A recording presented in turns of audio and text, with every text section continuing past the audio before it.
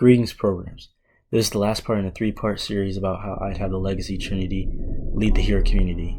This video is about Sam Alexander, the Nova Legacy. His comic run came out in 2013 and was an incredible breath of fresh air for the Novas.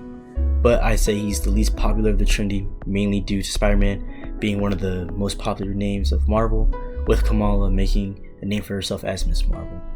But the introduction of Sam as Nova was Marvel's bringing the group to a new generation of readers and bringing back old Nova characters to add to it. For the future of Sam, I have him being trained by Richard Rider to become the Nova Prime. Richard Rider is so well known that anyone who's anyone knows his name and his exploits from his hero career on Earth, to him having all of the Nova Force to himself and being Nova Prime, to putting a stop to the Nihilist and his conquest, then putting together one of the most badass teams, made up of Beta Ray Bill, Silver Surfer, Quasar, Gladiator, and Ronin. Then seeing him fighting Thanos within the Cancerverse.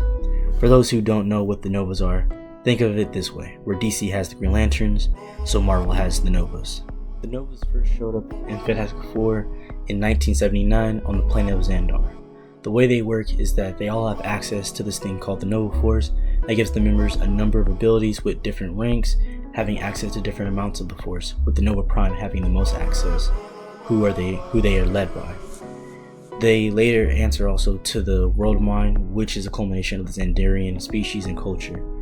Sam's father was part of the Nova group within the Novas, called the Black Novas. And in the light of his disappearance, he has Gamora and Rocket give his helm to Sam.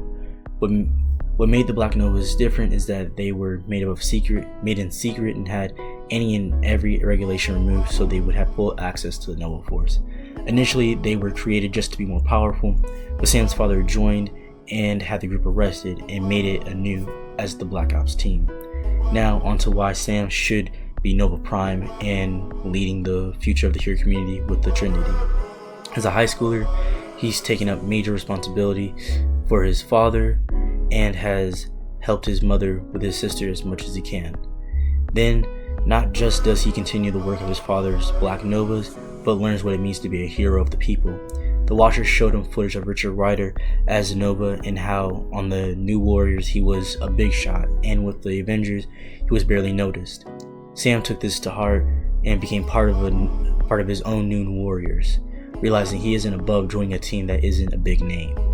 Even helping the workers in his town clean up a skate park that was trashed in his previous battle, knowing as a hero no work is beneath him. Eventually, once he seriously starts going into space, he gets his hands on the ultimate nullifier, in which he had enough mental focus to take down the enemy in front of him, which shouldn't be looked over, since even the lightest moment of a loss of focus while using this device can cause someone to destroy themselves or fail to use the item.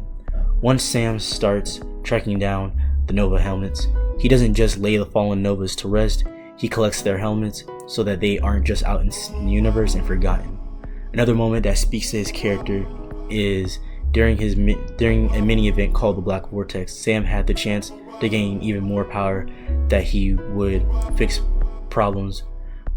even more problems for him.